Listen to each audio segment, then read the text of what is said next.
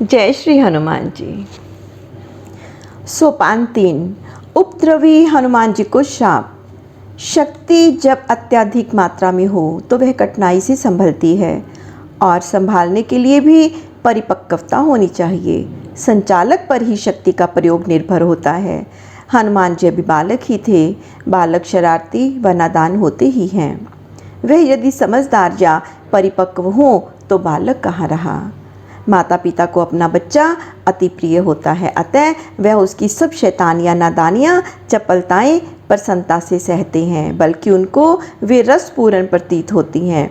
वे उनको उपद्रव प्रतीत ही नहीं होती।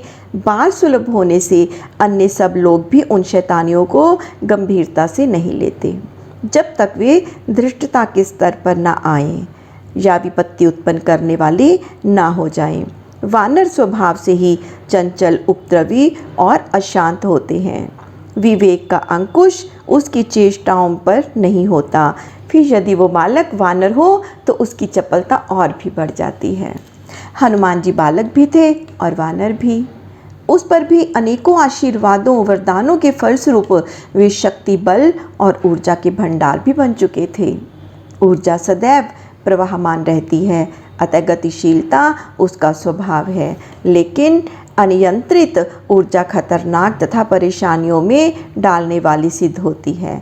बालक होने से हनुमान जी का उस अथाह ऊर्जा पर वह नियंत्रण नहीं था जो उसे सकारात्मक दिशा में प्रवाहित कर सके। वह तो बस यहाँ वहाँ बिखरती ही रहती है। जैसा बालक का मन हो जाए वह उसी कार्य में अपनी शक्ति का प्रयोग करता है और उसमें ही आनंद लेता है। उसके परिणाम की अच्छाई बुराई का विचार भला बालक कैसे कर सकता है। परिणामतः यह है कि सब प्राणियों के प्रति प्रेम व हित का भाव होते हुए भी और स्वभावतः दुष्ट ना होते हुए भी उनके मनोरंजन व कौतूहल के कारण की जाने वाली चेष्टाएं उद्दंडता में परिवर्तित होने लगी। उनकी बाल सुलभ चपलताएं उनके असीमित छल के कारण ना चाहते हुए भी उपद्रवों में बदल गई। उनका मनोरंजन और क्रीड़ाएं दूसरों की मुसीबत व कष्टों का कारण बनने लगी। उनके मित्र व रक्षक होते हुए भी वन के सभी प्राणी उनसे घबराने लगे। वृक्षों की शाखाएं तोड़ डालना, दौड़ लगाकर पर्वत शिखरों पर पहुंचते हुए अपने चरणों के आघात से पाषाणों को यहाँ वहाँ उछाल देना, वन्य पशुओं व शेरों को उनकी पूंछ से पकड़कर हवा में गोल गोल घुमाकर उछाल देना, हाथियों को थाम कर अपने बल की आजमाइश करना, वृक्षों की उच्च शाखाओं से दूसरी वृक्षों की शाखाओं पर छलांगे लगाते हुए कुछ ही क्षणों में पूरे वन को पार कर जाना, नारियलों को वृक्ष से तोड़कर उनसे कंचों की भांति निशाने लगाना, विशाल पेड़ों के तनों को पकड़कर झकझोर डालना, सिंह के अयालों को खींचकर वृक्ष पर चढ़ जाना, ऋषियों के वस्त्रों, पादुकाओं, कमंडलों तथा यज्ञ सामग्री को छिपाकर उनको तंग करना, उनके कमंडलों नदी में फेंक देना, उनके आसनों को वृक्ष के ऊपर रखाना, ध्यानस्थ ऋषि के केश खींच देना आदि उनके नित्य क्रम बन गए थे। ब्रह्मा आदि से प्राप्त वरदानों के विषय में ज्ञान होने के कारण ऋषियों ने उन उपद्रवों को सहन कर लिया, परंतु विद्या अध्ययन के योग्य आयु हो जाने तथा कई बार समझाए जाने पर भी जब हनुमान की शैतानियाँ बंद नहीं हुई और भी बढ़ती गई तो ऋषिगण ही नहीं, माता अंजनी और वानरराज केसरी भी चिंता में पड़ गए। अन्य कोई उपाय न देखकर वे अंगिरा वंश तथा भृगुवंश में उत्पन्न तप शक्ति से संपन्न ऋषियों के पास गए। केसरी ने उनको प्रणाम कर विनय पूर्वक कहा कि हे महर्षियों, यह बालक हमें बहुत तपस्या के बाद प्राप्त हुआ है, परंतु इसकी बढ़ती उद्दंडता ने केवल सबके लिए विपत्तियों और कष्टों का कारण बनी हुई है, अपितु स्वयं इसके भविष्य के लिए खतरा बन गई है। कृपया इस पर अनुग्रह करके ऐसा उपाय कीजिए कि यह अपना उपद्रवी स्वभाव छोड़कर अब विद्या प्राप्ति की दिशा में एकाग्रचित हो सके।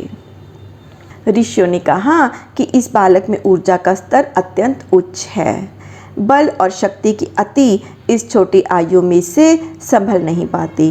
बालक होने से इसको अपने बल का अभिमान भी हो चला है। बड़े होने पर यह इस बल शक्ति ऊर्जा को अपने वश में रखने योग्य हो जाएगा और विनय आ जाने से अभिमान मुक्त भी हो जाएगा। देवताओं द्वारा दिए गए वरदानों को निरस्त भी नहीं किया जा सकता। इस बल व शक्ति की इसे भविष्य में देवताओं के हित साधन में आवश्यकता भी पड़ेगी, अतः इसका यह अतुलित बल अवश्य ही इसमें रहना चाहिए। परंतु इसे बल का भान रहा तो यह अभिमानवश और नियंत्रण सामर्थ्य न होने से अवश्य ही उससे प्रेरित होकर उपद्रव करता ही रहेगा। इसलिए इसको अपना बल शक्ति भूले रहने का श्राप देना होगा। यही एक संभव और उपयोगी उपाय नजर आता है। क्या आपको यह उपाय आपत्तिजनक तो नहीं होगा? केसरी ने कहा कि आप जैसा उचित समझें, मेरी सहमति है।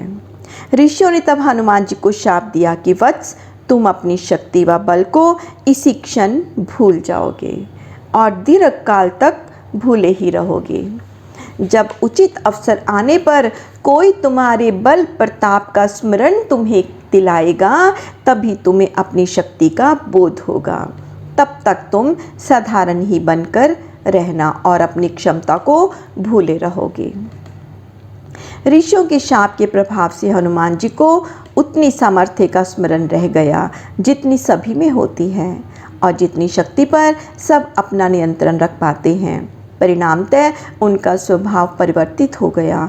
वे शांत रहते हुए अन्य कपि कुमारों के साथ विद्यार्जन में लग गए।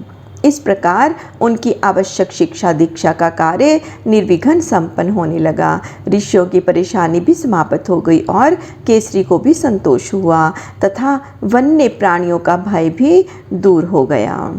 जय श्री हनुमान जी।